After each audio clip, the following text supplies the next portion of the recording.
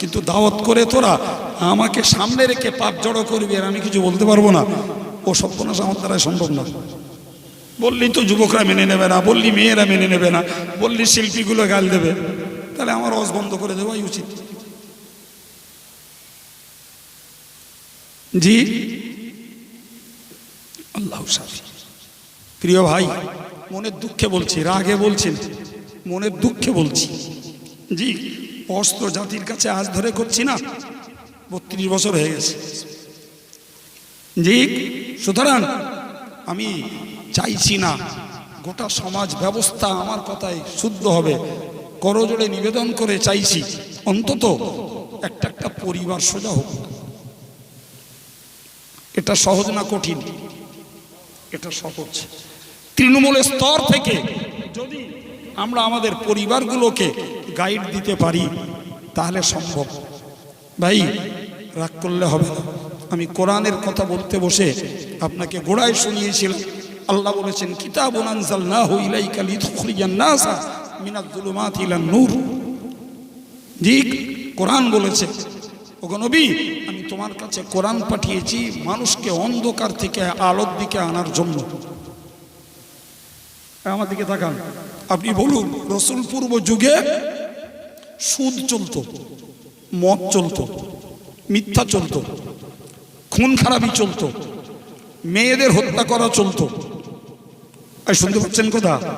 জি, যুদ্ধ চলতো। আজকে গোটা রাষ্ট্রীয় ব্যবস্থার কথা ছেড়ে দেন, ঘরে ফিরে আসুন। ঘরে ফিরে এসে যদি আমরা মুসলিম কমিউনিটির কথাটা ভাবি, বাবু একটু বলবেন, আমরা আমাদের সমাজটাকে, পরিবারটাকে সুদ মুক্ত করতে পেরেছি? একটু কথা বলছেন না কেন? মিথ্যা মুক্ত করতে পারিনি, গান মুক্ত করতে পারিনি, জি, সন্তান হত্যা বন্ধ করতে আমরা পারিনি, জুয়া বন্ধ করতে পারিনি, আমরা লটারি বন্ধ করতে পারিনি। এখন এইগুলো যদি হয় কুসংস্কার, এইগুলো যদি হয় অন্ধকার, তাহলে ওই অন্ধকার থেকে আলোর পথে আনার জন্যই আল্লাহ নবীর কাছে কোরআন দিয়েছিলেন। সুবহানাল্লাহ বলেন। আর রাসূল করিম সাল্লাল্লাহু আলাইহি ওয়াসাল্লাম সেই কোরআনটাকে কাজে লাগিয়ে, আল্লাহু আকবার, মাত্র 23 বছরে রাসূলের মিশনের যে সংগ্রাম, সেই সংগ্রামে সুদ মুক্ত, মদ মুক্ত, জুয়া মুক্ত, গান মুক্ত, হত্যা মুক্ত, শোষণ মুক্ত সমাজ গড়েছেন বিশ্বনবী। আল্লাহু আকবার বলেন, একটু জোরে বলেন। ভাই, রাসূলের সাধনা ছিল মাত্র 23 বছরের। 23 বছরে 100 ডিগ্রি পরিবর্তন হয়েছে একটা জাতির, একটা সমাজের। আল্লাহু আকবার। ভাই, আমরা সেই জাতির নগণ্য হলো একটা সদস্য, ঠিক কিনা? রাসূলের মিশনের আমরা এক একজন স্টুডেন্ট। রাসূলের সেই সংস্কৃত জাতির আমরাই হলাম পরিবার। ভাই, আমরা একটু চেষ্টা করব না যে আমরা আমাদের সমাজটাকে শোষণ মুক্ত করি, আমরা আমার পরিবারটাকে, জি, কোরআনের আলোকে গড়ে তুলি। তাতে প্রয়োজনে আমার স্ত্রীকে অনুরোধ করব, ছেলেটাকে ভালোবেসে আদেশ করব, মেয়েটাকে যত্ন করে তাকে বোঝাবো। জি, চেষ্টাটা করে মরি, চেষ্টাটা করে মরি। সম্মানিত ভাই, আমি সেই গোড়ার দিকে বলেছিলাম, রাসূল বলেছেন, মান ক্বালা বিহি ফাকাদ সাদাকা, যারা কোরআনের কথা বলেছে তারা সত্য বলেছে। জি, ওমান আমিলা বিহি উজিরা, যারা কোরআনকে আমল করেছে তারা পুরস্কার পেয়েছে। সুবহানাল্লাহ বলেন। ওমান হাকামা বিহি উদিলা, কোরআন দ্বারা যারা ফয়সালা করেছে তারাই ন্যায় ফয়সালা করেছে। সুবহানাল্লাহ। ওমান হুদিয়া ইলাইহি হুদিয়া ইলা সিরাতিল মুস্তাকিম, যাদেরকে কোরআনের দিকে ডাকা হয়েছে তাদেরকেই সঠিক রাস্তায় ডাকা হয়েছে। সুবহানাল্লাহ বলে। ভাই, আমি আপনাকে এতক্ষণ এই শুরু থেকে পর্যন্ত কোন দিকে ডেকেছি? আমার দিকে? জোরে বলেন। কোরআনের দিকে ডেকেছি। জি ভাই, কোরআন বলছে, আল্লাহ পাক নবীকে বললেন, কুল্লিল মুমিনিন ইয়াগুদ্দু মিন আবসারিহিম, নবী হে, ইমানদার পুরুষগুলোকে বলো তারা যাদের চোখটাকে যেন চলাচলে নিচু রাখে। আবার বললেন অকুল্লিল মুমিনাতি ইয়াগদুদনা মিন আবসারিহিন্না, মেয়েদেরকে আল্লাহ বললেন না নবী মেয়েদেরকে বলো তারা যেন তাদের চোখ নিচু রাখে। এই মেসেজ কোরআনের, এই বার্তা কোরআনের। জি আজকের আমরা একাকার করে ফেলেছি না ফেলিনি? জি আপনি ঈদের সময় বাজারে যাবেন, আমার যা নজরে এসছে, আমি বাজার করতে যাই না বাবু, আমার যা বাজার করতে যাই না মানে জি 10 দিনের 10টা প্রয়োজনের একটাই যাই।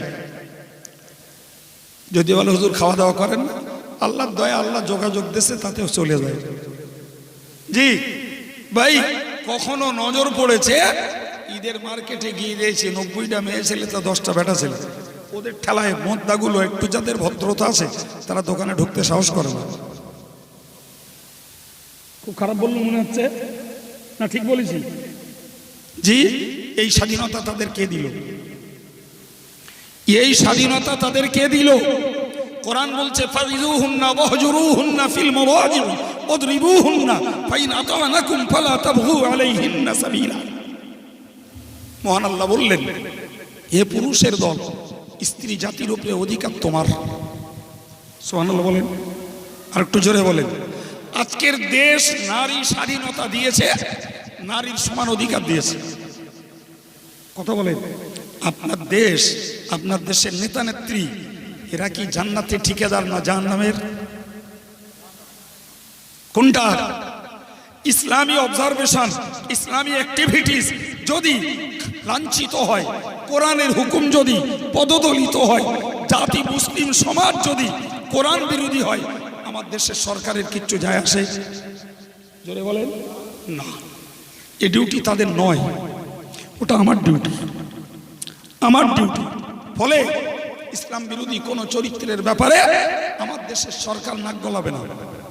আমার ছেলেরা যদি মদ খায় তাতে রাজ্য সরকার কেন্দ্র সরকারের কিচ্ছু যায় আসে না। আমার মুসলিম যুব সমাজ এরা যদি পণ গ্রহণ করে তাতে সরকারের কিচ্ছু যায় আসে না। এরা যদি লটারি কাটে, এরা যদি আজকের জুয়া পেটে, ভাই তাতে ওদের কিচ্ছু যায় আসে না। এরা যদি আজকে নেটের যুগে সারা রাত যদি নেট চালিয়ে America, Russia, Japan, Hong Kong Bangkok করে বেড়ায়, জি তাতে ওদের কিচ্ছু যায় আসে না। ভাই এরা যদি মোবাইলে ফ্রি ফায়ার আর পাবজি গেম খেলে গেলে জীবনটা সর্বনাশ ঘটায়, তাতে আমার সরকারের কিচ্ছু যায় আসে না। কথা বলে। আমার মেয়েরা যদি বিপর্যয় ঘোরে, আরে ওরা তো বিপর্যয় ঘোরানোর জন্য রেডি, ওদের পিছনে তো শয়তান কাজ করছে, ওদের পিছনে তো শয়তান কাজ করছে। কথা বলছেন না কেন? সুতরাং তাদের দ্বারাতে ইসলামের পক্ষের কিচ্ছু খুঁজে পাওয়া যাবে না ভাই, কিচ্ছু খুঁজে পাওয়া যাবে না ভাই। দেশের ধর্মীয় নীতির অবস্থান বলুন আর রাজনৈতিক চরিত্র বলুন, যে যাই করুক দেশের অবস্থাটাই হলো ইসলাম বিরোধী। ঠিক না বল? আজকে যারা টুপি পরে রাজনীতি করতে যাচ্ছে, এরা কি পার্লামেন্টে, এরা কি অ্যাসেম্বলিতে নামাজের বিল পাশ করাবে নাকি? এই কথা বলে। এরা কি রোজার বিল পাশ করাবে? এরা কি সুদ বিরোধী বিল পাশ করাবে? এরা কি মদ বিরোধী সমাজ গড়তে পারবে? নয়। এ দেশের রাজনৈতিক চরিত্র যা, যে যাই তাতে ঢুকে পড়ুক, চরিত্র একই দাঁড়াবে, আলাদা কিচ্ছু না। কারণ তোমার পার্সেন্টেজ তুমি মাত্র 27%, পশ্চিমবাংলায়, ভারত জুড়ে 14%। সুতরাং যেখানে তুমি সংখ্যালঘু সেখানে তোমার মতের পক্ষে কোনো বিল পাশ করাতে পারো না। পারবে? জি আফগানিস্তান একটা মুসলিম দেশ, সেখানে তালিবান সরকাররা চেয়েছিল টিভি মুক্ত রাষ্ট্র, তারা চেয়েছিল নারীর পর্দা যুক্ত রাষ্ট্র, তারা চেয়েছিল সিনেমা মুক্ত রাষ্ট্র, তারা চেয়েছিল জাদুঘর মুক্ত রাষ্ট্র। আমেরিকার সুড়সুড়িতে জি হামিদ তালিবানদের প্রধান মোল্লা ওমারকে উৎখাত করে দিয়ে হামিদ কারজাইয়ের মতো একটা পুতুল সরকারকে বসিয়ে দিয়ে টোটাল দেশটাকে কোরআন বিরোধী করে দিল।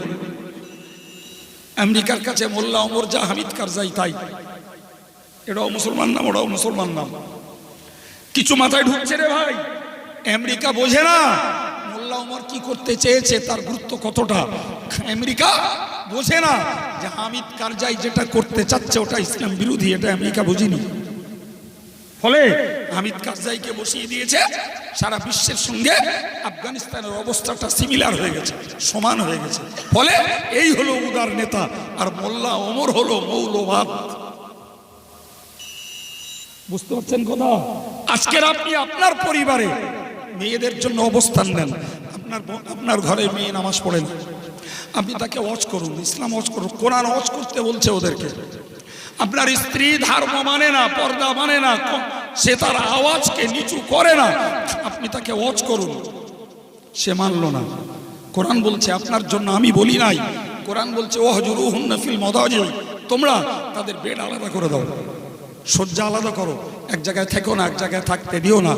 জি, তার অন্তত এই যৌন প্রেমে তুমি আঘাত আনো। তুমি যখন ইসলাম মানবে না, কোরআন মানবে না, তুমি যখন আল্লাহ আল্লাহ রসুলের হুকুম মানবে না, তুমি আলাদা থাকো। আমি তোমার তালাক দিচ্ছি না, তোমার খাওয়া পড়া সব দেবো, তবে তোমার সঙ্গে আমার লিভ টুগেদার চলবে না, তোমার সঙ্গে একসঙ্গে বসবাস করতে আমি রাজি নই। কোরআন শিখিয়েছে প্রসেসিং, একটা স্ট্রাইক, একটা ধাক্কা। আমি শিখাইনি, কোরআন বলছে। 5 পারা 3 রুকুতে জল করছে। এখানে হাফেজ সাহেবের আছে, খুলে নেন, কোরআন আছে এখানে, খুলে দেখুন। ভাই, ইসলাম বলল যদি ওয়াজ করে তারা হেদায়েত না হয়, যদি তাদের বেড আলাদা করে তারা হেদায়েত না হয়, তাহলে লেটেস্ট কোরআনের নির্দেশ, কুলুন কোরআন অদ্রিবুহুন্না, প্রয়োজনে তাদেরকে চেহারা বাদ দিয়ে দেহের অন্যত্র ক্ষত না হয়, দাগ না হয়, এমনভাবে প্রহার করো ধর্মপথে ফেরানোর জন্য। এই অথরিটি গোটা বিশ্বের স্বামীদের হাতে তুলে দিয়েছে কোরআন। চালাকি হচ্ছে না? ধর্মটা ছেলের হাতের পিঠে মনে হচ্ছে। আমি এমনি আর বলেছি যে ধর্ম করা সহজ, বোঝা কঠিন। জি ভাই, মারা তো দূরের কথা।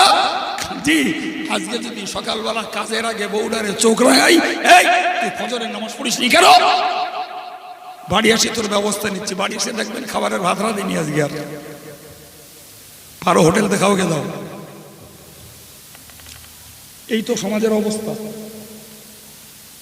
কথা বলছেন, অথচ কোরআন স্পষ্ট বলেছে যে নারী যদি তোমার ওয়াজ না শোনে, তোমার শয্যা ত্যাগ করে দিলে, তার মনে যদি স্ট্রাইক না করে আমাকে ধর্মপথে ফিরতে হবে। জি, লেটেস্ট কোরআন বলেছে তুমি তোমার স্ত্রীকে প্রয়োজনে মৃদুমন্দ প্রহার করো, চেহারায় নয়, দেহের অন্যত্র দাগ না হয়, তবে তাকে ধার্মিকা বানানোর জন্য চেষ্টা করো। যদি এর পরেও তুমি ফেল করো, তারপরেও শরীয়তের মসলা, এরকম স্ত্রীকে তালাক দেওয়া জরুরি নয়, তুমি ওকে নিয়ে ঘর করতে পারো। আল্লাহর কাছে হেদায়েতের দোয়া চাও, তুমি জিহাদের সওয়াব পাবো। সুবহানাল্লাহ বলেন। তার জন্য হেদায়েতের দোয়া চাও। অনেক পরিবারে নারীরা ধার্মিকা, পুরুষ ধার্মিক নয়। স্ত্রী নারীর পুরুষের উপরে মারতে পারে না, ধমকাতে পারে না, কিন্তু ভালোবেসে উপদেশ দিতে পারে, দেখো নামাজ পড়ো, তুমি আমাদের জন্য রোজগার করছো, কিন্তু এইভাবে নামাজ কালাম না পড়লে, সত্য মিথ্যা একাকার করে ফেললে, হারাম হালাল একাকার করলে, তুমি আমাদের জন্য কেন জাহান্নামে যাবে? বোঝাও, রাতের অন্ধকারে দোয়া চাও, আল্লাহ তুমি আমার স্বামীকে হেদায়েত দাও। বাপগুলোর দায়িত্ব, জি, তুমি তোমার অবুঝ ছেলেটার জন্য, মেয়েটার জন্য ভালোবাসো, স্নেহের বসে তাদেরকে কাছে ডেকে বলো, তাদের জন্য হেদায়েতের দোয়া চাও। জি, মসজিদের ইমামগুলোর দায়িত্ব, মহল্লার অধার্মিক লোকেদের জন্য আল্লাহর কাছে হেদায়েতের দোয়া চাও। মঞ্চের হুজুরদের দায়িত্ব, তারাও জাতির জন্য হেদায়েতের দোয়া চেয়ে আল্লাহর কাছে দায়িত্ব মুক্ত হোক। প্রিয় নবী সাল্লাল্লাহু আলাইহি ওয়াসাল্লাম সুন্নাত, এটা রাসূলুল্লাহকে যারাই অত্যাচার করেছে রাসূল তাদের জন্যই বলেছেন, আল্লাহুম্মা হাদি কওমি ফাইন্নাহুম লা ইয়ালামুন। ইয়া আল্লাহ, আমার এই অবুঝ অজ্ঞ জাতিটাকে তুমি হেদায়েত দাও। আল্লাহ, তারা জানে না, তারা বোঝে না, তারা ইসলামটাকে শিখিনি, তার জন্য তারা কলেমার দাওয়াত গ্রহণ করলো না। আল্লাহ, তুমি ওদের হেদায়েত দাও। জি, রাসূলের এই সুন্নাত টোটাল কমিউনিটির জন্য।